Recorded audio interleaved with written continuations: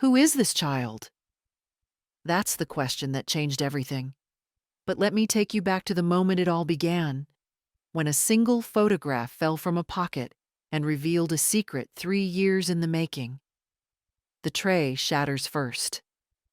Then she does. Glass explodes across marble at Miri Fusion Soul, champagne flutes spinning through amber light.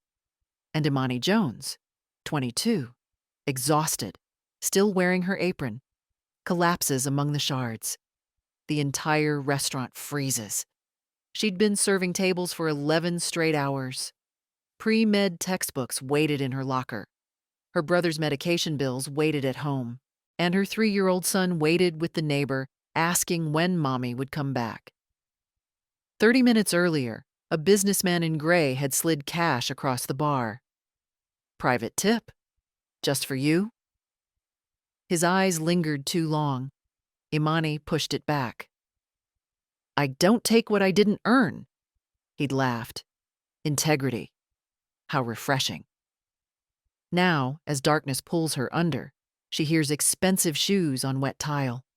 A voice cuts through the chaos. Low, commanding, unmistakably used to obedience. Call my car. Now. Strong hands catch her before her head hits the floor.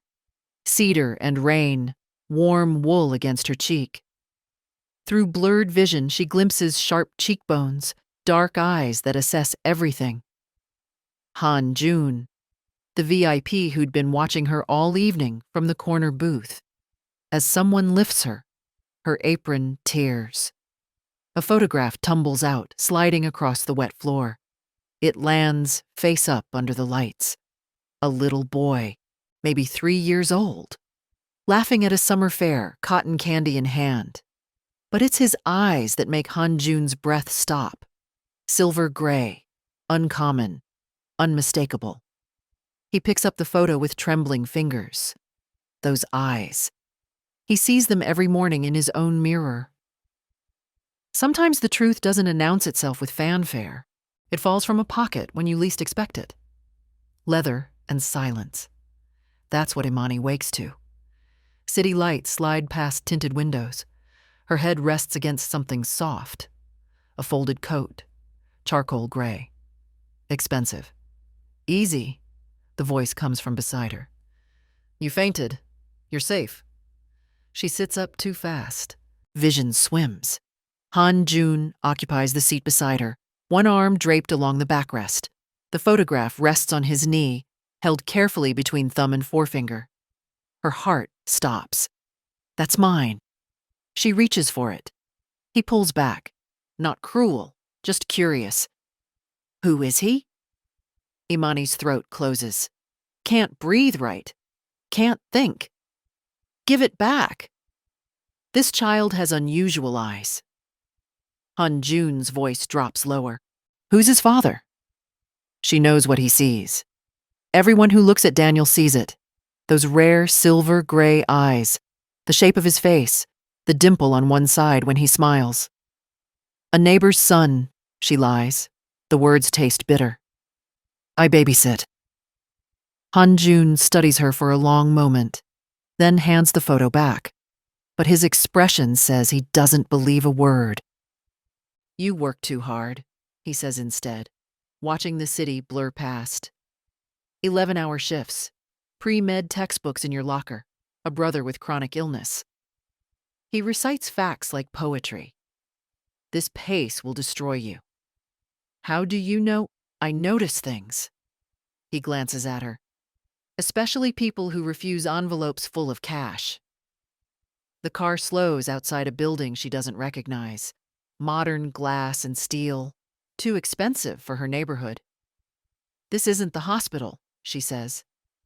No, my office. You need rest, not emergency rooms. He steps out, offers his hand. No one will harm you here. She shouldn't trust him.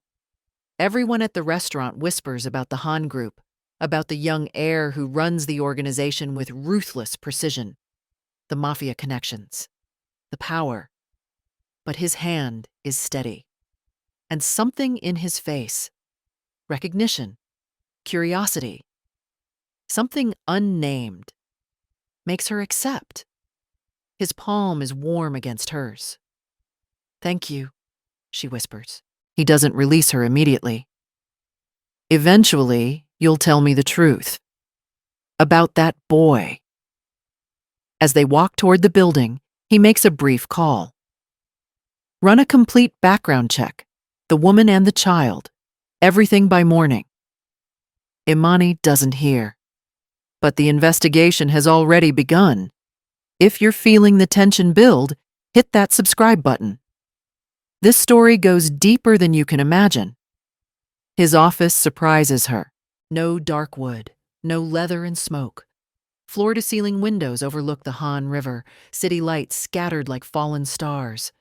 A cream linen sofa, bookshelves filled with poetry, a single white orchid on the desk. "Sit." Han Jun gestures to the sofa. "I'll make tea." "You make tea?" The question escapes before she can stop it. Almost a smile. Even dangerous men know how to boil water. He disappears through a side door. Imani sinks into the sofa, clutching her apron pocket. The photo is back inside, but it feels heavier now. Exposed. "Leave," her instincts scream. Before he asks questions you can't answer, but exhaustion pins her down. Han Jun returns with barley tea, steam curling upward. He hands her a cup, then sits across from her, maintaining respectful distance. "Drink." The tea is perfect, warm, slightly sweet. She closes her eyes, letting it steady her. "Why help me?" she asks. Silence stretches. When he speaks, something raw edges his voice. "Because watching you collapse reminded me that some people still fight for what matters." She opens her eyes. He's staring at her pocket, though he can't see the photograph. "That child has gray eyes," he says carefully. "Very distinctive. Lots of people have gray eyes. Not like those." He leans forward. "I've only seen that exact shade once, in my own reflection." The air shifts, becomes dangerous. Imani sets down her tea with shaking hands. "I should leave. You should tell me the truth. I don't owe you." "No." He stands, moving to the window. His silhouette cuts against the lights. "But he might." The words land like stones in water, ripples spreading. Imani rises, anger flooding where fear lived. "You don't know anything about my life, about what I've sacrificed." "Then tell me." He turns, and she sees past the cold exterior, sees loneliness, longing. "Tell me why a woman of integrity is hiding a child with my eyes." She can't. The truth would pull Daniel into a world of violence she's spent 3 years protecting him from. "I have to go." She heads for the door. Han Jun's voice stops her cold. 3 years ago, summer fair in Busan, you sold lemonade near the carousel. Her hand freezes on the doorknob. "You wore a yellow dress," he continues, voice softening. "Laughed when I said your lemonade was too sour. We talked for hours. You told me your name meant faith." Tears prick her eyes. He remembers. "That was a different life," she whispers. "For both of us." "Was it?" He crosses the room, stopping just behind her, close enough that she feels his warmth. "Or was it the only time either of us told the truth?" She doesn't turn, can't bear to see his face. "Good night, Mr. Han." She walks into the night. Behind her, he whispers, "Imani." He remembers everything.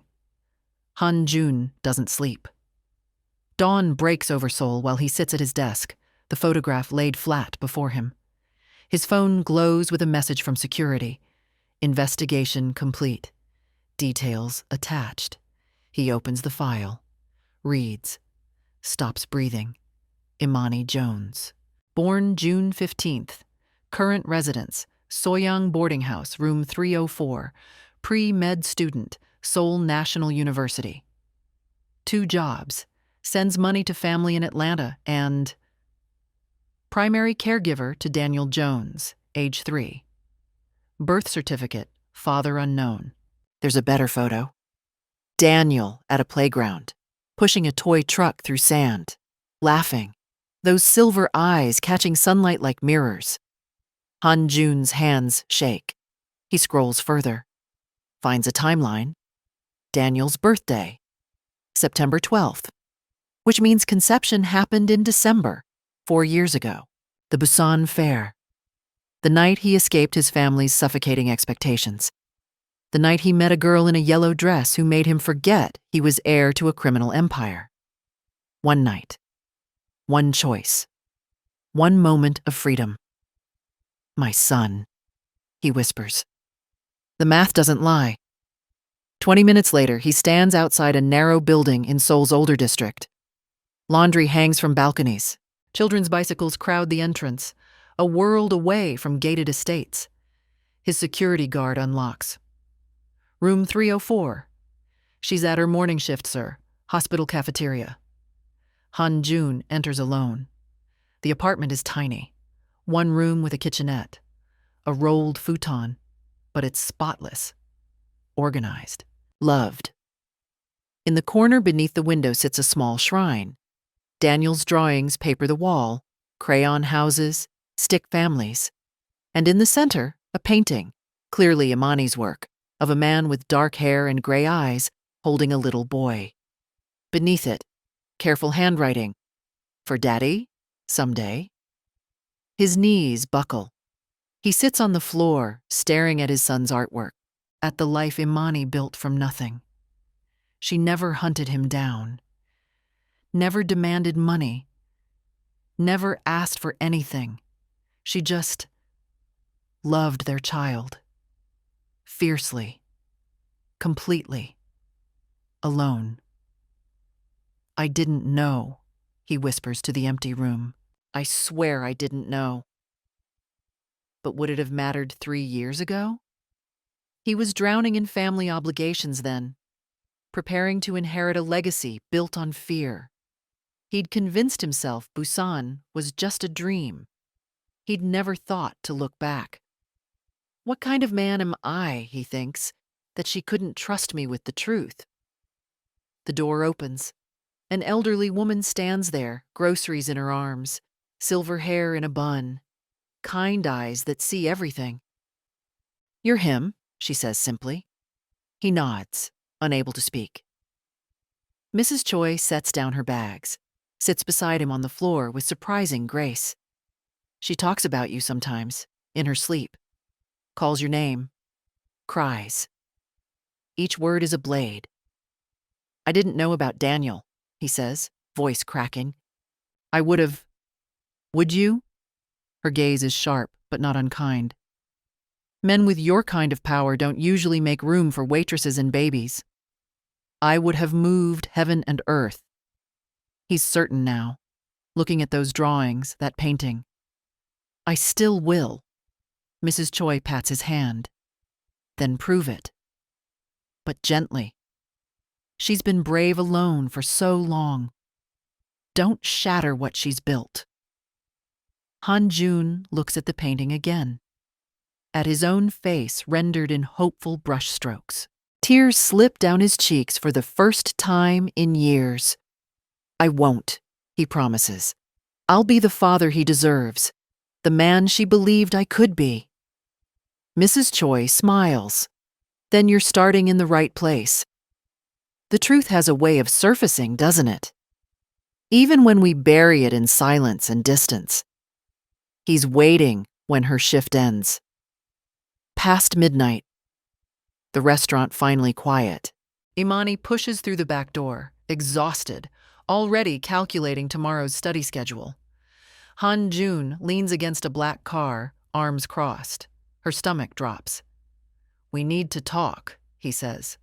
No, we don't. She walks past him toward the bus stop. He follows. I went to your apartment. She stops, turns slowly. You what?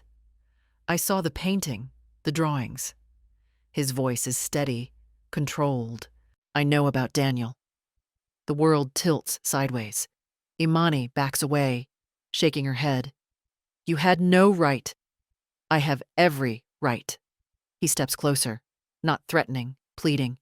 He's my son. He's mine. The words come fierce, protective. I'm the one who held him through fevers, who sang him to sleep, who sacrificed everything. Because you hid him from me. Now anger breaks through. You took my blood, my air, and you never gave me the choice. Because your world scares me. The confession rips free. Because men like you don't change diapers and read bedtime stories.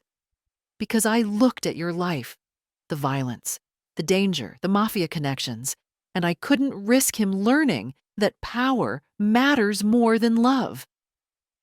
She's crying now. Can't stop. Han Jun flinches like she's struck him. They stand in the empty street, breath misting.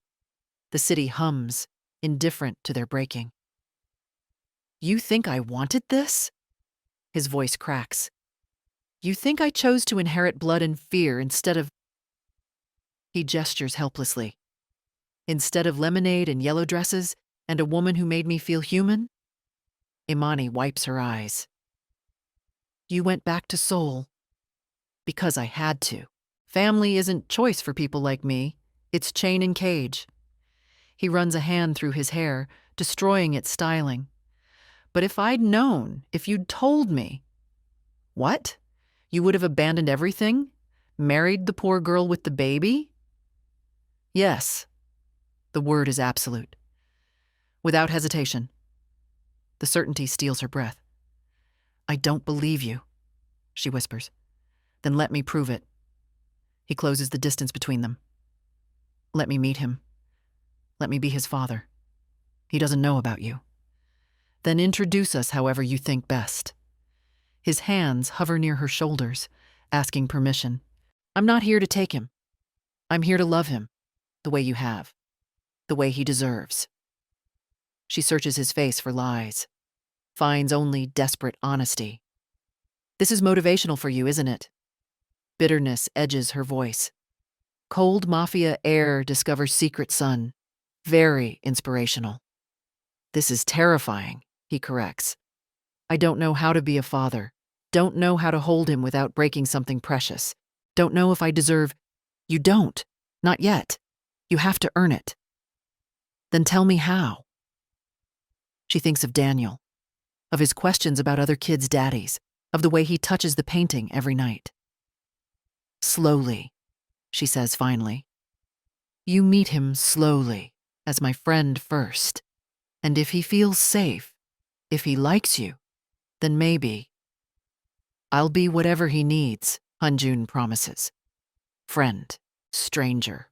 I'll wait as long as necessary. He pulls an envelope from his pocket. This is for you, not a bribe, just help. Medical bills for your brother, rent, whatever you need. She stares at it. I can't. You can. Accepting help isn't weakness. He presses it into her hand. Let me carry some of your weight. The envelope is thick, heavy, probably more than she's made all year. Reciprocity, she realizes. He's showing he can give without taking. She slips it into her bag. Tomorrow, park near my apartment. 3:00. Relief transforms his expression. Joy and fear mix together. 3:00, he echoes. As he walks back to his car, he turns. Imani? That summer in Busan. I never stopped thinking about it. About you. Then he's gone. She stands alone under the streetlight, wondering if she's making the bravest choice of her life, or the most dangerous. The park overflows with children. Imani sits on a bench, Daniel beside her, building towers with plastic blocks. He chatters about dinosaurs and dump trucks, his voice bright with joy. She keeps checking her watch. 2:58. 2:59. Mama, look! Daniel holds up a lopsided tower. Big. So big, she agrees, voice strained. At exactly 3 o'clock, Han Jun appears. He's dressed down. Jeans, simple sweater, no suit. But Imani still sees the bodyguards positioned at the park's edges. Still feels the weight of his world pressing close. Daniel notices him first. Mama, who's that? A friend. Her voice is careful. He wanted to meet you. Han Jun approaches slowly, like Daniel is a wild creature who might startle. He kneels on the grass, bringing himself to the child's eye level. Hello, he says softly. My name is June. What's yours? Daniel considers this, holds up his tower. Daniel, I make buildings. That's an excellent building. Han Jun's voice trembles slightly. Very strong. You want to help? The question is so simple, so trusting. Han Jun looks at Imani, eyes pleading for permission. She nods. For an hour, she watches them play. Han Jun follows Daniel's lead, stacking blocks, making dinosaur sounds, laughing when towers collapse. He's awkward at first, uncertain, but gradually something loosens. The cold air disappears. A man learning gentleness takes his place. Without warning, Daniel climbs into Han Jun's lap, showing him a picture book. This one's my favorite. The dragon is nice. Han Jun's arms come around the child instinctively, protective, reverent. He does look nice, he whispers. Daniel tilts his head back. You have gray eyes, like mine. Imani's breath catches. Han Jun touches Daniel's cheek with infinite softness. Yes, just like yours. Cool. Daniel returns to his book, already accepting this strange new friend. But Han Jun looks at Imani over Daniel's head, expressions saying everything. Thank you. Thank you for this gift. Later, after Daniel runs off to the swings, Han Jun sits beside her. He has your laugh, he says quietly. My eyes. He's perfect. He asks about his father sometimes. Imani admits what she's been holding. I never knew what to say. Tell him the truth, that his father was young and foolish, but that he's trying now. Han Jun watches Daniel pump his legs on the swing, giggling. I want to be part of his life. Properly, not just visits. What does that mean? He turns to her. Move in with me. You and Daniel. Let me take care of you both. I'm not proposing marriage. Yet. His mouth quirks. Just let me help. Let me be his father. Let me prove I'm more than my reputation. Imani wants to refuse, wants to protect the life she's built, but she sees Daniel wave from the swings, shouting, June, watch me go high. And she sees Han Jun's face light up like sunrise. Okay, she says. But slowly. And if Daniel ever feels unsafe, we stop immediately. He takes her hand. I won't risk his happiness, or yours. His palm is warm, steady, honest. Caregiving, she thinks. He's learning to put us first. Tomorrow, you can help me pack. 3 days later, he brings them home. The mansion in Hanam Dong is beautiful. High ceilings, garden views, a bedroom just for Daniel with hand-painted clouds on the ceiling. Mrs. Choi comes too, hired as his caretaker while Imani finishes school. Daniel runs through the halls, laughing. Mama, it's like a castle. It's your home now, Han Jun says softly, if you'll let it be. Imani looks at him, at the hope in his eyes, at the way he's transformed cold spaces into something warm. Okay, she whispers. We'll try. That evening, after Daniel has explored every room twice, Han Jun kneels before his son in the living room. The boy plays with toy cars, humming. Daniel, Han Jun says gently, using the boy's full name with such tenderness. His voice trembles. Daniel looks up. Yeah, Jun? Can I play with you? The boy considers, scoots over, making room. You can be the blue car. He's the fast one. Han Jun takes the toy with reverent hands. They play in silence, the man learning to follow the child's imagination. Then, Daniel crawls into his lap without warning. Settles there like it's the most natural thing. He touches Han Jun's face with small, curious fingers. You have nice eyes, Daniel says. Han Jun's breath catches. He wraps his arms around his son, carefully, like holding something precious and breakable. You laugh just like your mama, Han Jun whispers, looking at Imani in the doorway. His voice cracks. And you have eyes that match mine. Daniel giggles, oblivious to the weight of the moment. Daddy is funny. It's the first time Daniel has said it unprompted. Daddy. Imani sees Han Jun's expression transform, sees power melting into pure, unguarded tenderness, sees the cold air becoming something better. This is caregiving, not control, not ownership, just love. That night, after Daniel sleeps, they sit on the terrace. City lights stretch below. I'm still scared, she admits. Your world is dangerous. I'm working to change that. He pours tea. The Han Group has legal investments, real estate, technology. I'm trying to shift away from... He doesn't say it, doesn't need to. Will they let you? She asks. Some will, some won't.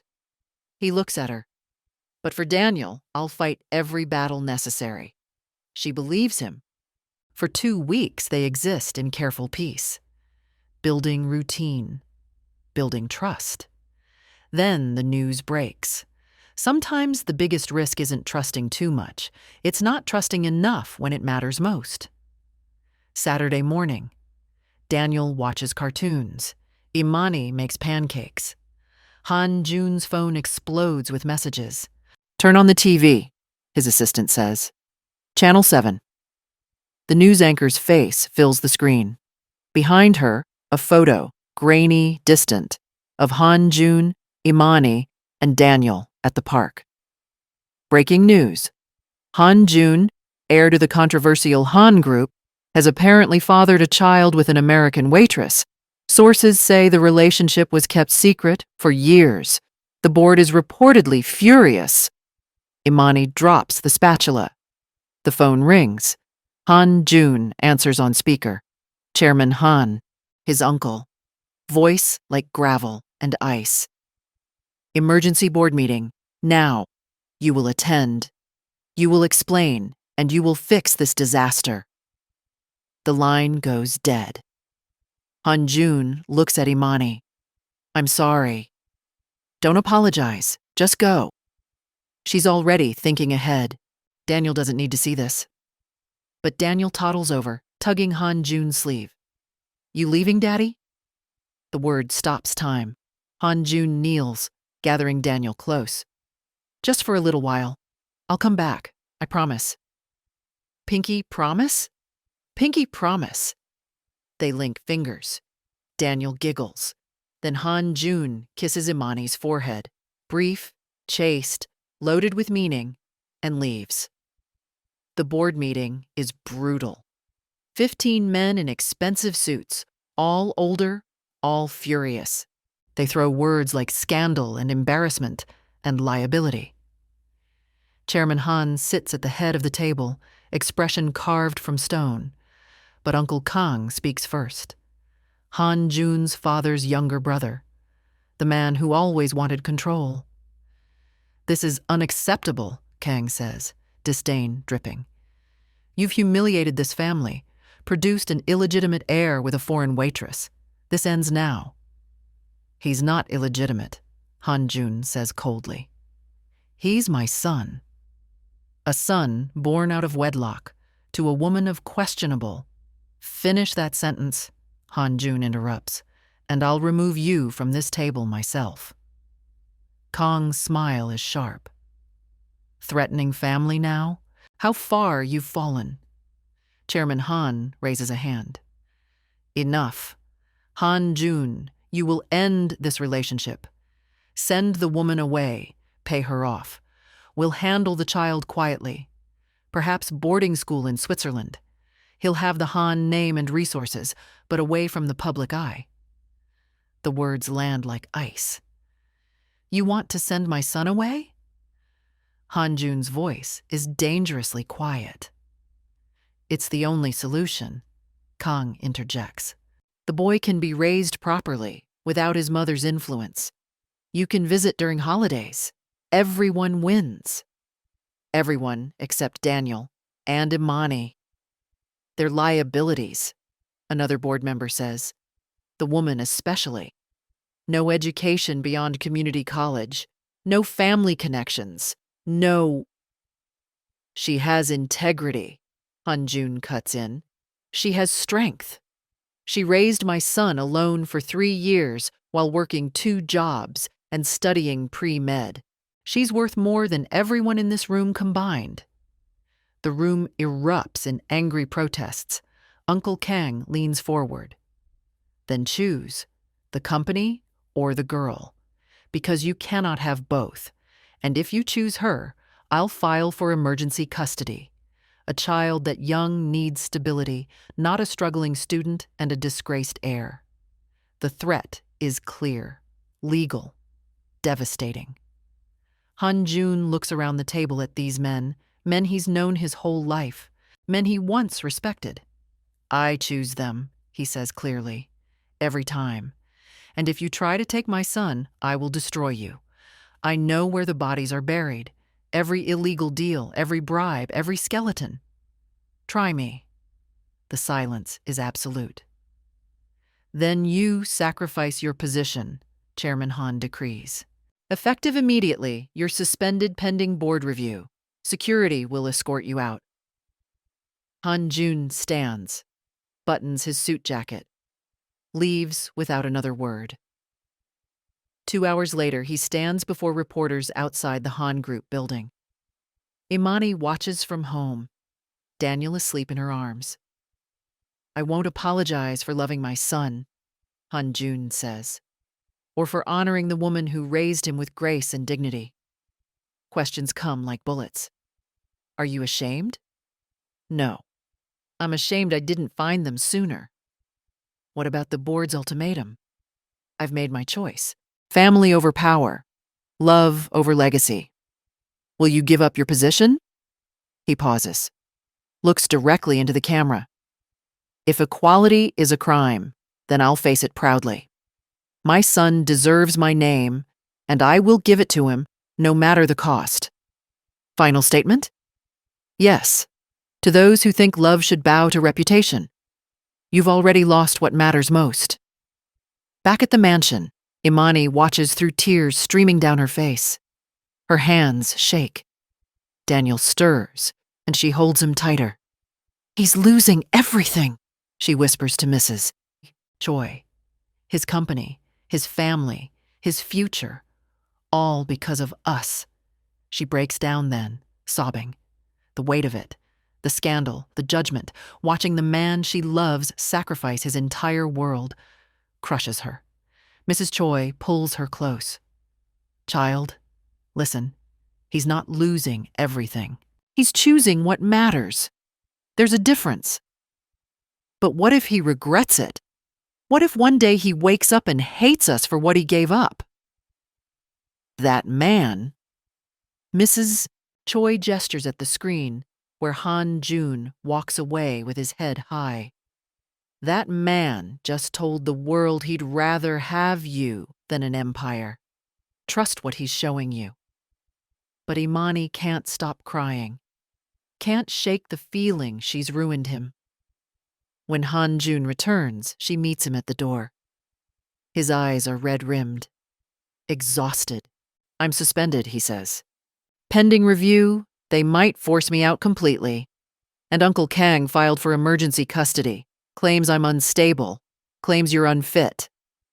The blood drains from her face. What? It's a scare tactic.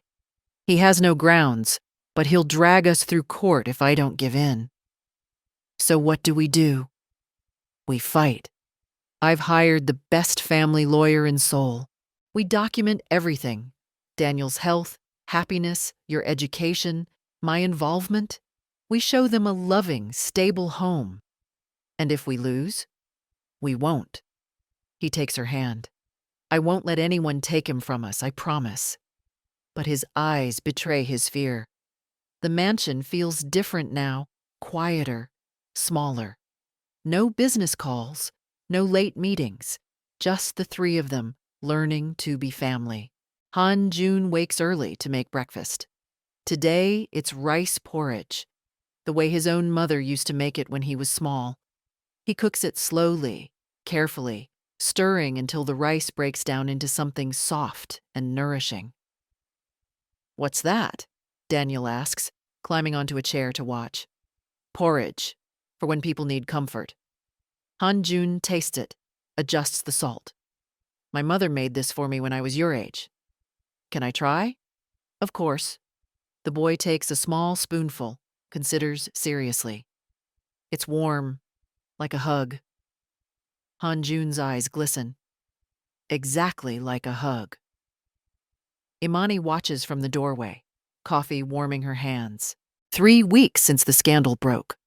3 weeks of hate mail and protesters outside the gates. 3 weeks of Han Jun choosing them over everything else. He catches her watching. What? You're getting good at this, at being a father. He lifts Daniel onto his shoulders. You taught me. You taught me that strength isn't control. It's care. She joins them, Daniel reaching for her. They stand together in the kitchen, the three of them tangled. And for a moment, the world outside ceases to exist. Her phone buzzes. A text from Atlanta. Malik here. The new treatment is working. Doctor says I might be in remission by summer. Thank you for everything. Thank your friend, too. Imani's eyes fill with tears. What is it? Han Jun asks, concerned. She shows him the message. The specialist you found. The treatment you paid for. My brother. He's getting better. Han Jun had quietly arranged it 2 weeks ago. The best specialist in the country. Experimental treatment. All expenses covered. He's family, Han Jun says simply. Your family is my family. She kisses his cheek. Thank you. You don't have to thank me for doing what's right. Later, while Daniel naps, Imani can't rest. She stands in his room, watching him breathe, terrified someone might take him away. Mrs. Choi finds her there. Can't sleep? The older woman asks gently. How can I? They want to take him, send him away, erase me from his life. Mrs. Choi puts an arm around her shoulders. Let me tell you something about Han Jun. I worked in the main Han house before I retired. I watched that boy grow up. She settles into a chair, motioning for Imani to sit. His father was cruel, not obviously, never raised a hand, but cold, demanding. Love was transactional. Every good grade earned a reward. Every mistake earned withdrawal of affection. The boy learned early that feelings were weakness. Imani's heart aches. His mother tried, Mrs. Choi continues, but she was powerless. And when Han Jun was 12, his father sent him to military boarding school. Said it would make him strong. It made him empty. Then how did he change? You. Mrs. Choi's eyes are kind. That boy in Busan who laughed and forgot his last name.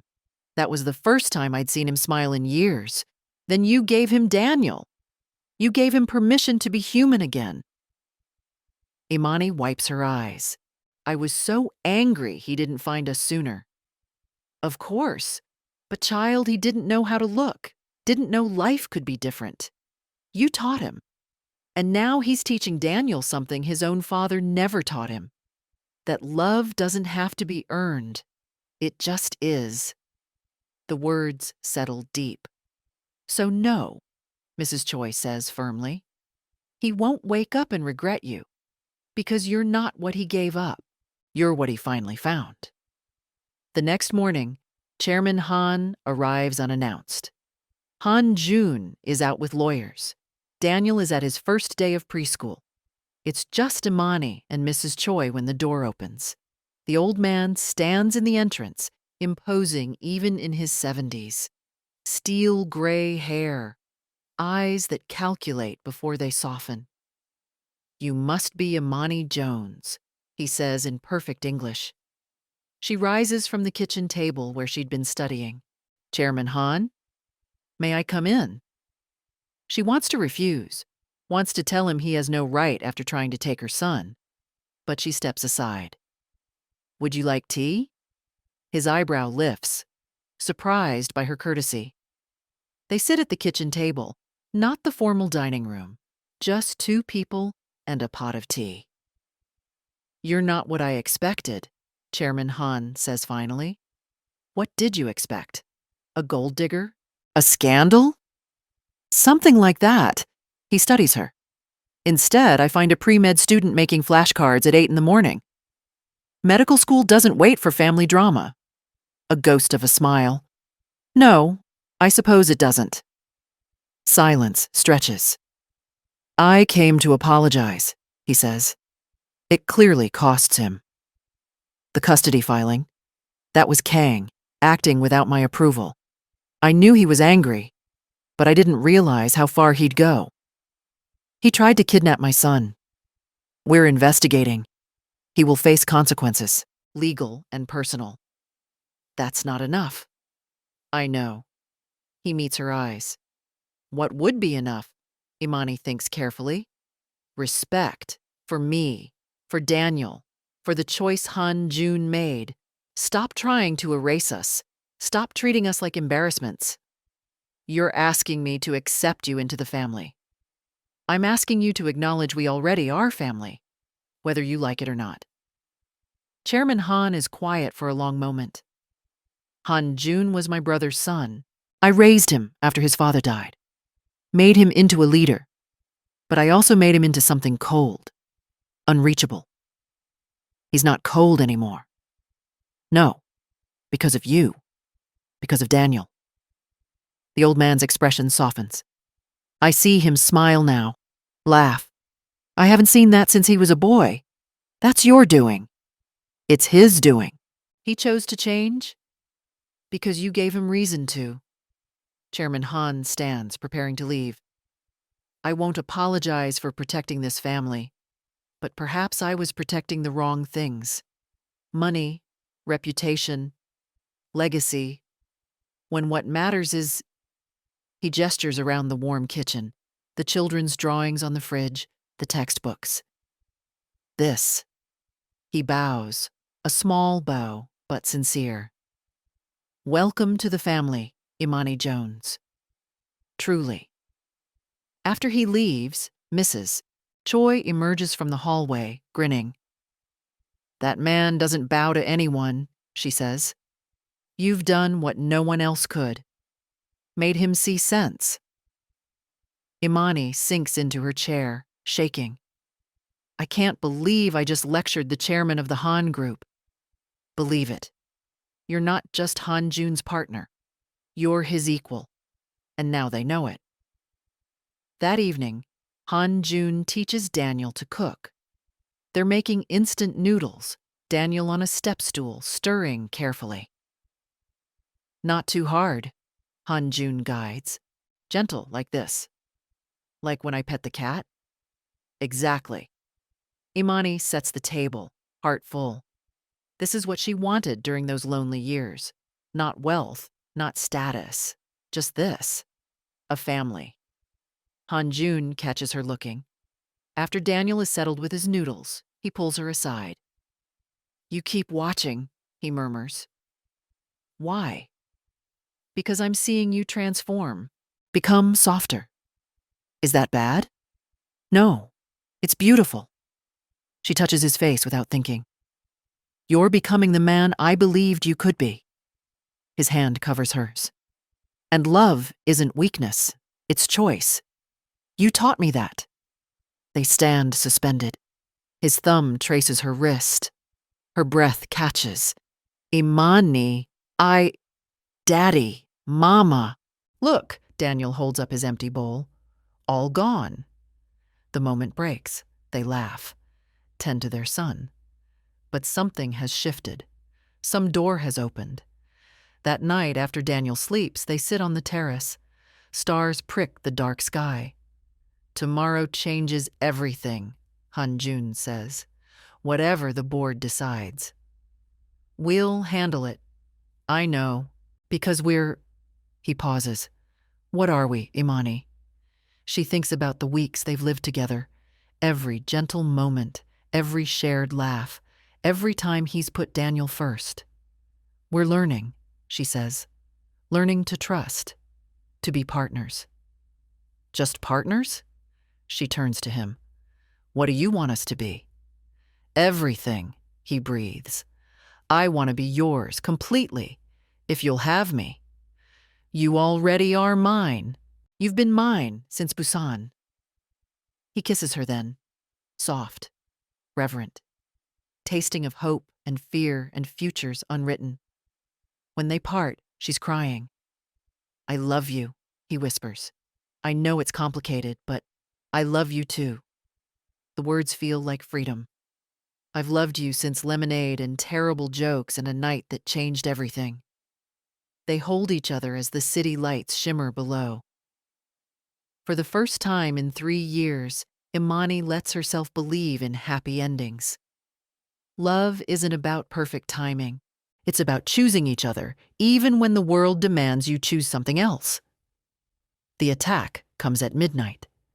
Imani wakes to breaking glass. Footsteps in the hall. Mrs. Choi's screamed warning. Daniel! She's running before she's fully awake, heart hammering.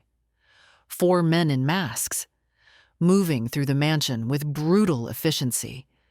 They're not here for valuables. They're here for her son. Imani! Han-jun's voice from somewhere below.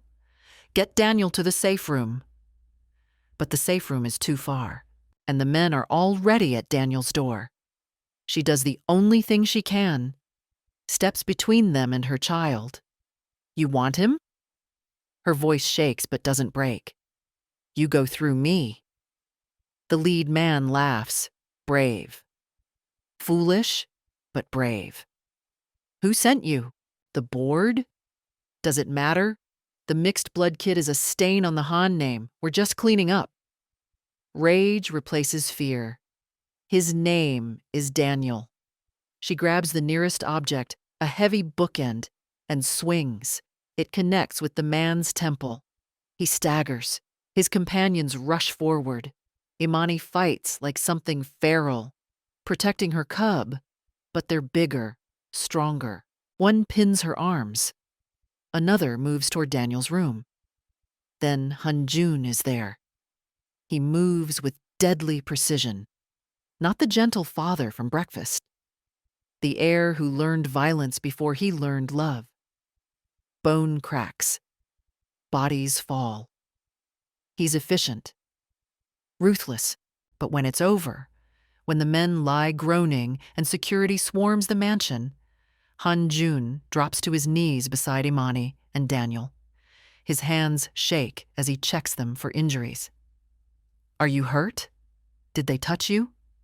We're okay. Imani holds Daniel close. The boy is crying but unhurt. We're okay. Han-jun gathers them both against his chest. I'm sorry. I should have protected you better. You did protect us. She touches his face. You came. Always. I'll always come. He kisses Daniel's hair, then hers. I can lose everything. The company, the name, the money. But not you. Never you. His voice breaks. Commitment, Imani realizes. He's choosing us over everything, even safety. Police sirens wail outside. Mrs. Choi appears with blankets. Daniel finally stops crying, burrowing between his parents. "Daddy?" he says in a small voice. "The bad men gone?" "Gone," Han-jun promises. "They won't come back, ever." "'Cause you protect us?" "Yes, always." Daniel nods, satisfied. "Daddy, you're bleeding." Han-jun looks down. His knuckles are split, blood on his shirt. The lead detective arrives within minutes. "Mr. Han, we need your statement." "Who sent them?" Han-jun demands. The detective hesitates, glances at Imani and Daniel. "Perhaps privately, tell me." "We traced their phones. Final call was to a number registered to Kang Min-ho, your uncle." The air freezes.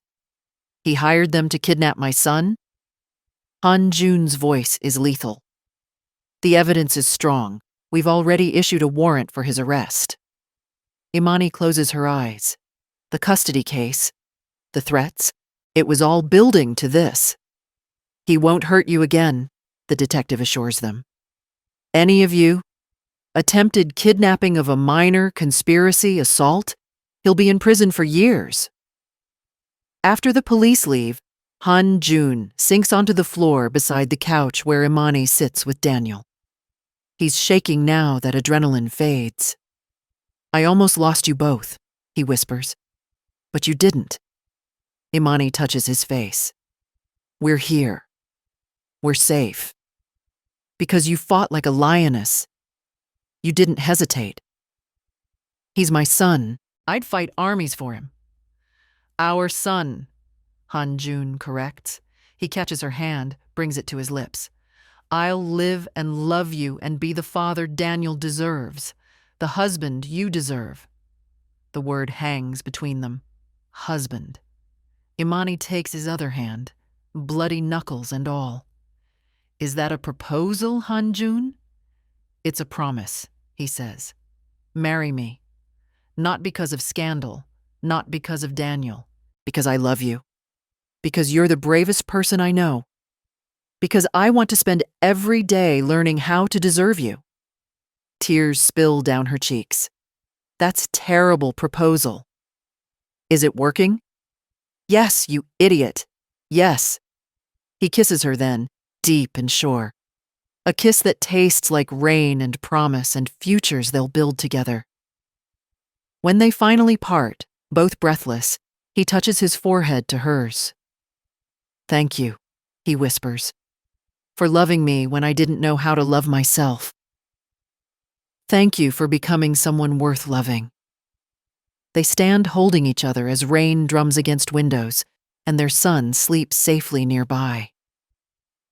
The storm passes, morning comes, and with it, a new beginning. Every storm passes, every night ends, and sometimes, love is what remains when everything else falls away. 6 months later. The breakfast table is chaos. Daniel has syrup on his face, his shirt, possibly the ceiling. He's explaining, loudly, how dinosaurs would eat pancakes if they had hands. Han-jun listens seriously, occasionally wiping syrup from small fingers. "What about T-Rex? His arms are very short." "He uses a friend. Teamwork." "Smart dinosaur." Imani pours coffee, watching them. Morning sun streams through windows overlooking the garden. Mrs. Choi hums in the kitchen, preparing lunch. Outside, she can see the small lemonade stand Han-jun built last week. Bright yellow with a hand-painted sign. "Daniel's Lemonade, 50 cents. For when he's older," Han-jun had explained. So he knows where his parents' story began. Everything has changed. Everything is the same. The board voted Han-jun out. He walked away without fighting. Started his own company, smaller, legal, focused on technology and real estate. It's hard work. Long hours, but honest. Imani finished her pre-med program.